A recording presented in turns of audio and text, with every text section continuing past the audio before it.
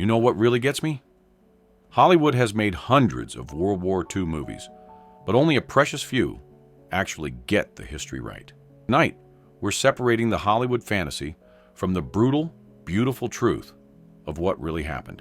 Have you ever wondered which World War II films don't just entertain, but actually honor the historical record?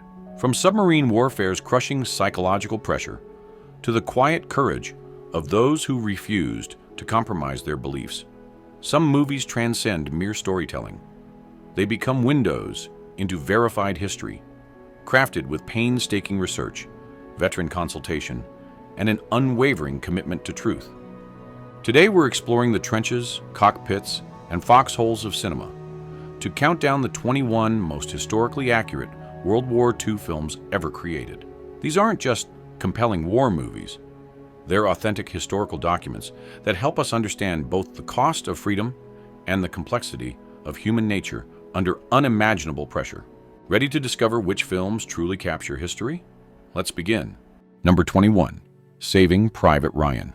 We're starting with the film that revolutionized how war could be depicted on screen. Saving Private Ryan, Steven Spielberg's 1998 masterpiece, opens with a 24-minute recreation of the D-Day landings at Omaha Beach that left audiences and veterans stunned by its authenticity. You know what makes this extraordinary? Spielberg consulted extensively with D-Day survivors, including some who broke decades of silence to describe their experiences. That famous opening sequence was shot with handheld cameras to create the chaotic, immersive experience that captures the confusion and terror of amphibious assault. Veterans who attended early screenings confirmed this was exactly how it felt. But here's what really sets Saving Private Ryan apart. Its historical value extends far beyond technical achievements. The film accurately depicts the composition of American infantry units, the challenges of fighting in Norman hedgerows, and the moral complexities soldiers faced in combat. That cemetery framing device, it reminds us these were real people who made real sacrifices. The central mission to find Private Ryan might be fictional, but it's based on genuine policies regarding sole surviving sons and the actual human stories that emerged from the war. Tom Hanks's Captain Miller represents those citizen soldiers who left civilian lives to fight fascism, and his performance captures both the competence and vulnerability of American leadership. Number 20, Das Boot. Here's something remarkable. The most claustrophobic and authentic submarine warfare film ever made comes from the German perspective. Das Boot, Wolfgang Petersen's 1981 masterpiece, takes you inside a German U-boat for an experience so realistic that actual submarine veterans call it the most accurate depiction of undersea warfare ever filmed.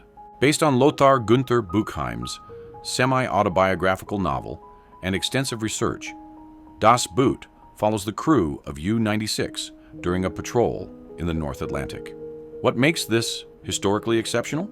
The commitment to authenticity in every detail.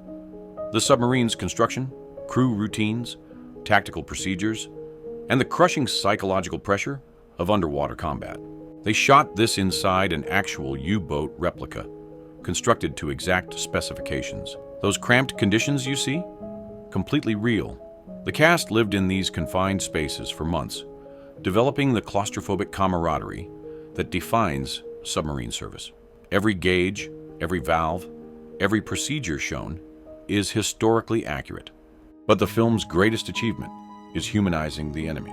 These aren't Nazi monsters, but ordinary sailors, doing their duty under extraordinary circumstances. The film shows how young people from all nations were caught up in a conflict that demanded everything while promising nothing but survival. Number 19, Patton. In this film, we meet the ultimate character study of one of history's most complex military minds. Patton, the 1970 masterpiece starring George C. Scott, doesn't just tell General George S. Patton's story. It dissects the psychology of someone who saw himself as destiny's instrument. Remember that opening scene? Patton delivering that blistering speech against the backdrop of an enormous American flag? That wasn't Hollywood invention. Patton really was known for his theatrical, motivational addresses. The film meticulously recreates his actual campaigns. The North African desert, the breakout from Normandy, the controversial race across Europe. What sets Patton apart, in terms of historical accuracy, is its unflinching portrayal of both the general's brilliance and his flaws. His belief in reincarnation, his clashes with Eisenhower, his controversial statements about the Soviets, all documented historical facts. George C. Scott doesn't just play Patton, he becomes him, capturing the contradictions of someone who was simultaneously a military genius and his own worst enemy. Number 18, The Longest Day. This brings us the most comprehensive recreation of D-Day ever attempted. The Longest Day, released in 1962, and based on Cornelius Ryan's meticulously researched book, presents the Normandy landings from multiple perspectives, with attention to detail that remains unmatched. The international cast reads like a who's who of 1960s cinema. John Wayne, Richard Burton, Robert Mitchum, Sean Connery, Henry Fonda, and dozens more. But what makes The Longest Day historically exceptional is its commitment to accuracy over star power. The film presents the invasion from American, British, French, and German perspectives, using multiple languages and consulting with actual D-Day veterans. Those massive battle sequences are stunning in their realism, but they never sacrifice historical accuracy for spectacle. Every major event, from paratroop drops to beach landings, is based on documented historical accounts. What truly sets The Longest Day apart is its respect for the operation's complexity. It shows the confusion, the mishaps, the small acts of heroism that shaped the outcome. There's no jingoism here, just a clear-eyed depiction of the largest amphibious invasion in history. Number 17, From Here to Eternity. We travel to paradise on the eve of catastrophe. From Here to Eternity, Fred Zinnemann's 1953 masterpiece, captures the tension and daily life of American soldiers stationed in Hawaii in the months before Pearl Harbor. Based on James Jones's semi-autobiographical novel, the film presents an unflinchingly honest portrait of military life that was considered shocking for its time. The all-star cast, Burt Lancaster, Montgomery Clift, Deborah Kerr, Donna Reed, and Frank Sinatra, in his career-defining performance, brings depth to characters caught between duty, desire, and the approaching storm. What makes the film historically valuable is its authentic depiction of peacetime military culture, the bullying, the politics, the class tensions between officers and enlisted personnel. When Pearl Harbor finally arrives, it's not presented as a heroic moment, but as sudden brutal chaos that shatters lives already complicated by human frailty. The film swept the 1954 Academy Awards, winning 8 Oscars, but more importantly, it established a new standard for honest war filmmaking that refused to sanitize military life. Number 16, Hacksaw Ridge. Mel Gibson's 2016 masterpiece tells the true story of Desmond Doss, the first conscientious objector to receive the Medal of Honor. Based on meticulously documented events, the film presents one of the most extraordinary acts of courage in military history. Andrew Garfield delivers a powerful performance as Doss, a Seventh-day Adventist who refused to carry weapons but served as a medic with the 77th Infantry Division during the brutal Battle of Okinawa. What makes Hacksaw Ridge historically significant is its authentic portrayal of both religious conviction in wartime and the savage nature of Pacific theater combat. Here's something incredible. The film's battle sequences, while intense, are actually toned down from historical reality. Doss really did single-handedly rescue 75 wounded soldiers from the top of the Maeda Escarpment, lowering them one by one down a cliff face while under enemy fire. The film accurately depicts Japanese defensive tactics on Okinawa and the horrific conditions faced by American forces. What sets Hacksaw Ridge apart is its exploration of how personal conviction can coexist with military duty. Doss faced court-martial for refusing to carry weapons, but his courage under fire earned the respect of the same people who initially despised him. Number 15, The Pianist. This film brings us face-to-face with survival against impossible odds. The Pianist, Roman Polanski's 2002 masterpiece, tells the true story of Władysław Szpilman, a Polish-Jewish pianist who survived the Holocaust in the Warsaw Ghetto. Based on Szpilman's own memoir, the film presents one of the most authentic depictions of civilian survival during Nazi occupation. Adrian Brody's performance as Spielman earned him the Academy Award for Best Actor. But what makes the film historically invaluable is its meticulous recreation of the Warsaw Ghetto's brutal reality. Every detail, from the gradual implementation of anti-Jewish laws to the horrific conditions of the ghetto, is based on documented historical evidence. What sets The Pianist apart from other Holocaust films is its focus on the randomness of survival. Spielman doesn't survive because he's particularly heroic or clever. He survives through a combination of luck, the kindness of strangers, and sheer endurance. The film shows how ordinary people were slowly stripped of their humanity by systematic persecution, and how some managed to maintain their dignity, even facing unimaginable brutality. Polanski, himself a Holocaust survivor, brings authenticity to the material that's both devastating and essential. The Pianist stands as a testament to human resilience and a powerful reminder of the individual stories behind historical statistics. Number 14. Downfall. We descend into the bunker for the most accurate depiction of Nazi Germany's final days. Downfall, directed by Oliver Hirschbiegel and released in 2004, presents an unflinching portrayal of Adolf Hitler's last weeks in his Berlin bunker as the Third Reich collapses around him. Based on extensive historical research and eyewitness accounts, particularly the memoirs of Hitler's secretary, Traudl Junge, Downfall achieves something remarkable. It humanizes monsters without excusing their monstrosity. Bruno Ganz's performance as Hitler is terrifyingly authentic, showing someone who was both the architect of unprecedented evil and a broken, delusional human being refusing to accept reality. What sets Downfall apart is its commitment to historical accuracy, down to the smallest details. The bunker's layout, the timeline of events, even specific conversations, are based on documented accounts from survivors. The film shows the chaos of Berlin's fall, civilians caught in artillery bombardments, SS officers executing deserters, and Nazi officials either fleeing or choosing to end their own lives over capture. Downfall forces viewers to confront uncomfortable truths about how ordinary people become complicit in evil, and how even the most powerful regimes can collapse when built on lies. It's not an easy watch, but it's essential for understanding how fascism ends, not with grand gestures, but with pathetic self-delusion and cowardly abandonment of responsibility. Number 13.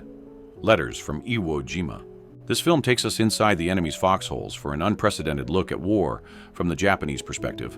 Letters from Iwo Jima, Clint Eastwood's 2006 masterpiece, presents the Battle of Iwo Jima entirely from the Japanese point of view, creating one of the most authentic and humanizing portrayals of enemy soldiers in any war film. Based on actual letters discovered on Iwo Jima and extensive historical research, the film follows Japanese soldiers and their commander, General Tadamichi Kuribayashi, as they prepare for and fight the desperate defense of the island. Ken Watanabe delivers a powerful performance as Kuribayashi, someone who understood American culture and knew the battle was hopeless, but fought anyway out of duty and honor. What makes Letters from Iwo Jima historically invaluable is its authenticity to Japanese military culture and the specific tactics used on Iwo Jima. The film accurately depicts the extensive tunnel systems, the decision to abandon traditional banzai charges in favor of defensive warfare, and the complex relationships between officers and enlisted personnel in the Imperial Japanese Army. The film refuses to demonize or romanticize its subjects. These are human beings, some noble, some cruel, all trapped in circumstances beyond their control. By showing the war from the Japanese perspective, Eastwood creates a more complete understanding of one of the Pacific War's bloodiest battles. Number 12. A Bridge Too Far. This brings us one of the most honest depictions of military failure ever filmed. A Bridge Too Far, Richard Attenborough's 1977 epic, chronicles Operation Market Garden, the ambitious Allied plan to end the war by Christmas 1944, by capturing key bridges in the Netherlands. What makes this film historically invaluable is its unflinching portrayal of how even well-intentioned plans can go catastrophically wrong. Based on Cornelius Ryan's exhaustive research and featuring an all-star international cast, The film meticulously recreates every aspect of the operation. From initial planning sessions to the desperate fighting in Arnhem, A Bridge Too Far shows how communication failures, unexpected German resistance, and simple bad luck combined to turn an ambitious victory into a costly defeat. The film's commitment to historical accuracy is extraordinary. Attenborough consulted with surviving veterans from all sides, used authentic equipment, and recreated actual battle sites. Those famous paratrooper drops were filmed with real aircraft and hundreds of stuntmen, creating some of the most spectacular and authentic airborne sequences ever captured. What sets A Bridge Too Far apart is its moral complexity. There are no clear villains here, just people doing their duty in impossible circumstances. The film shows how tactical excellence can't overcome strategic miscalculation, and how individual heroism often emerges from collective failure. Number 11, The Dam Busters. At number 11, we witness one of the war's most audacious missions come to life. The Dam Busters, released in 1955, tells the incredible true story of Operation Chastise, the Royal Air Force's daring raid to destroy German dams using revolutionary bouncing bombs. What makes this film historically exceptional is its meticulous attention to both the scientific innovation and human cost of this unprecedented operation. The film accurately portrays the genius of Barnes Wallis, the engineer who developed the bouncing bomb technology, and the intensive training required for the mission. The RAF provided actual Lancaster bombers for filming, and many flight sequences were shot with real aircraft, performing the same low-level flying techniques used in the actual raid. What sets the Dam Busters apart is its refusal to sanitize the mission's outcome. Yes, the dams were breached, but the strategic impact was limited, and the human cost was severe. 8 of the 19 aircraft were lost. The film presents both the triumph of human ingenuity and the tragic reality that even successful missions come with devastating losses. The technical accuracy extends to every detail. The precise flying techniques, the timing required for bomb release, even the specific challenges of night flying over enemy territory. The Dam Buster stands as both a tribute to innovation under pressure and a realistic portrayal of how spectacular military operations often achieve less than hoped while costing more than expected. Number 10, Battle of Britain. We're taking to the skies for one of the most authentic aerial warfare films ever made. Battle of Britain, Guy Hamilton's 1969 epic, recreates the pivotal air campaign that prevented Nazi invasion of Great Britain. What makes this film historically exceptional isn't just its spectacular dogfights. It's the commitment to authenticity that extended to using actual World War II aircraft. The filmmakers assembled one of the largest fleets of airworthy Spitfires and Messerschmitts since the actual battle, with real pilots performing genuine aerial maneuvers. When you watch these dogfights, you're seeing actual warbirds, not models or special effects. The result is a visceral authenticity that no amount of CGI can match. But Battle of Britain succeeds beyond its technical achievements. The film accurately portrays the strategic importance of the battle, the role of radar technology, and the international composition of RAF Fighter Command. It shows Polish, Czech, and other Allied pilots fighting alongside the British, reflecting the true multinational character of the defense. The film captures both the scale of the battle and its human cost. There are no superhuman heroes here, just young people, many barely out of their teens, facing overwhelming odds with skill, courage, and sometimes sheer luck. The famous quote, "Never was so much owed by so many to so few," comes alive through performances that honor the sacrifice of the real pilots who saved Britain. Number 9, 12 O'Clock High. Now, we climb aboard the bombers for the most psychologically accurate depiction of aerial warfare leadership. 12 O'Clock High, Henry King's 1949 masterpiece, takes audiences inside the American daylight bombing campaign over Nazi-occupied Europe, focusing not just on the missions, but on the devastating psychological toll of command. Gregory Peck delivers a career-defining performance as Brigadier General Frank Savage, tasked with turning around a demoralized bomber group. What makes the film historically significant is its unflinching examination of combat fatigue, leadership under pressure, and the moral weight of sending young people to almost certain harm. The film's aerial sequences combine real combat footage with meticulously staged scenes, creating battle sequences that feel authentic and terrifying. But the real power of 12 O'Clock High lies in its exploration of the invisible wounds of war. Savage knows the statistics. Bomber crews in 1942 to 43 had roughly a 25% chance of surviving their tour of duty. The film was so accurate in its portrayal of military leadership and the psychological pressures of command that it became required viewing at military academies. It asks hard questions about the cost of victory and the burden of responsibility that resonate far beyond World War II. Number 8, they were expendable. In this film, we journeyed to the Pacific Theater for one of the most authentic wartime films ever made. They Were Expendable, directed by John Ford and released in 1945, tells the true story of PT boat operations in the Philippines during the early days of the Pacific War. What makes this film extraordinary is that it was made during the war by people who lived it. John Ford, one of Hollywood's greatest directors, served in the Navy during World War II and brought first-hand knowledge to every frame.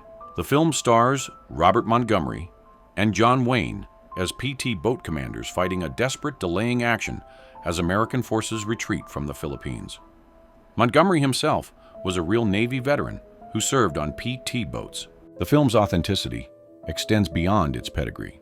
The naval sequences were shot with real PT boats, real Navy personnel, and actual combat veterans playing themselves. The result is documentary-like realism that captures both the heroism and futility of the early Pacific campaigns. They Were Expendable doesn't glorify war. It shows it as grinding, often thankless duty, performed by ordinary people doing extraordinary things. The film's title says it all. These people knew they were considered expendable by grand strategy, but they fought anyway. It's a monument to duty, sacrifice, and the unglamorous reality of military service. Number 7, the best years of our lives. We're turning from battle to its aftermath with one of the most authentic portrayals of veterans' experiences ever filmed. The Best Years of Our Lives, William Wyler's 1946 masterpiece, follows 3 servicemen returning to civilian life after World War II, presenting an honest examination of the challenges faced by millions of real veterans. What makes this film historically invaluable is its authentic portrayal of post-war readjustment. The 3 protagonists, an infantry sergeant, a Navy petty officer, and an Air Force bombardier, represent different branches and different challenges. One struggles to find work. Another battles what we now recognize as PTSD. And the third must adapt to life as a double amputee. The film's authenticity is enhanced by the casting of Harold Russell, a real veteran who lost both hands in a training accident, playing the role of the amputee veteran. Russell's natural, unaffected performance brings genuine authenticity to every scene, and his Oscar win remains one of the most deserved in film history. Director William Wyler himself was a veteran, having flown combat missions over Europe, and he brought personal understanding to the material. The film explores themes that were rarely discussed in 1946: unemployment among veterans, family readjustment, survivor's guilt, and civilians' inability to understand what veterans had experienced. Number 6, Rome, Open City. Roberto Rossellini's 1945 masterpiece was filmed in the ruins of Nazi-occupied Rome just months after the city's liberation. What makes this film historically priceless is that it was created by people who lived through the events it depicts, using actual locations where the resistance fought and perished. The film follows a group of Roman resistance fighters as they struggle against Nazi occupation and Italian fascist collaboration. What sets Rome, Open City, apart is its documentary-like authenticity. Rossellini used non-professional actors alongside professionals, shot in real locations, and incorporated actual footage of German atrocities. The film's power comes from its immediacy. The Rome we see is the real Rome of 1944 to 45. Bombed buildings, desperate civilians, and the constant fear of arrest and execution. The resistance fighters aren't romanticized heroes, but ordinary people, a priest, a pregnant woman, a communist organizer, who risk everything for freedom. Rome, open city, helped establish Italian neorealism and influenced generations of filmmakers, but its historical value transcends its artistic importance. This is how occupied Europe really looked, how resistance really operated, and how ordinary people became heroes when history demanded it. Number 5. Come and See. Now we confront one of the most devastating and authentic war films ever made. Come and See, Elim Klimov's 1985 Soviet masterpiece, presents the Nazi occupation of Belarus through the eyes of a teenage boy who witnesses some of the war's worst atrocities. Based on documented historical events and survivor testimonies, this film shows the Eastern Front's brutal reality with unflinching honesty. The film follows Flyora, a young Belarusian who joins the partisans and experiences the systematic destruction of his homeland. What makes Come and See historically invaluable is its authentic depiction of Nazi policies in the occupied Soviet Union. The deliberate targeting of civilians, the burning of entire villages, and the implementation of genocidal warfare. Every atrocity shown in the film is based on documented historical evidence. The notorious Katyn massacre, where 628 villages were burned with their inhabitants, really happened. The film's horrific climax, showing the systematic elimination of an entire village, is based on hundreds of similar documented incidents. Come and See achieves something remarkable. It shows the true face of total war without exploiting its victims.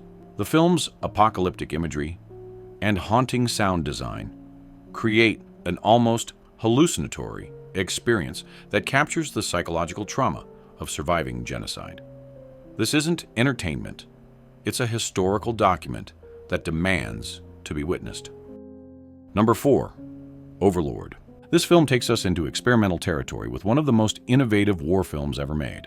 Overlord, Stuart Cooper's 1975 masterpiece, blurs the line between fiction and documentary by seamlessly weaving newly shot footage with actual World War II archival material to tell the story of a young British soldier preparing for D-Day.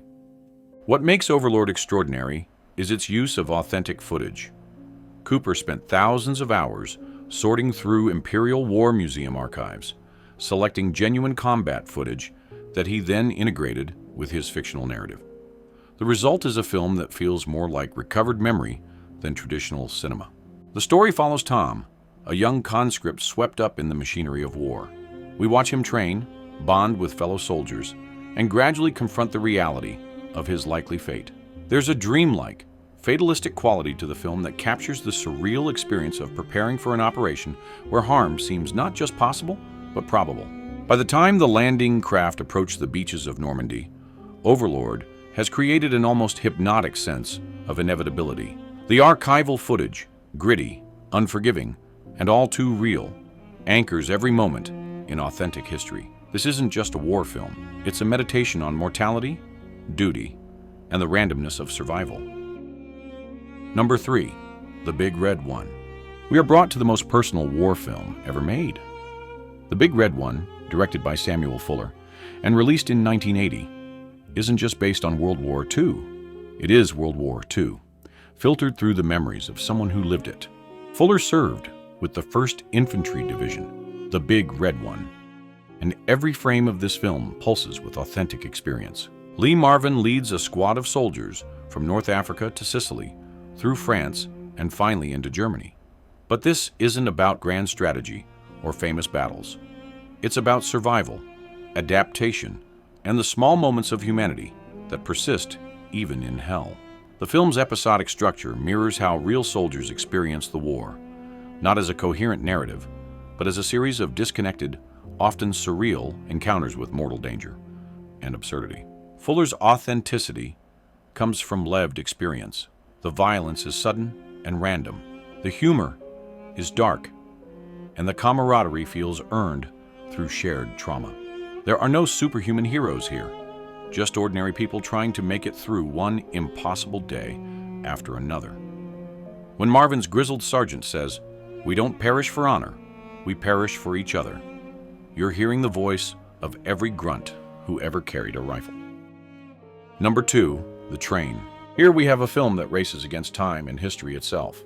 The Train, released in 1964 and directed by John Frankenheimer, is a white-knuckle thriller about one of the war's most overlooked crimes, Nazi art looting, based on real-life efforts to prevent German forces from stealing France's cultural treasures as the Allies advanced on Paris. Burt Lancaster stars as La Biche, a tough French railway worker and reluctant resistance fighter tasked with stopping a cultured German colonel, played by Paul Scofield, from transporting priceless masterpieces out of France by train.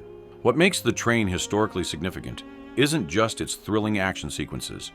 It's the authentic portrayal of Nazi cultural plundering, a systematic effort that really happened across occupied Europe. The film's commitment to realism is staggering. Every train crash, every explosion, every derailment was done with real locomotives and practical effects. You feel the weight of iron, the heat of steam, and the desperation of people racing against time. More importantly, the film explores genuine moral questions that resistance fighters faced.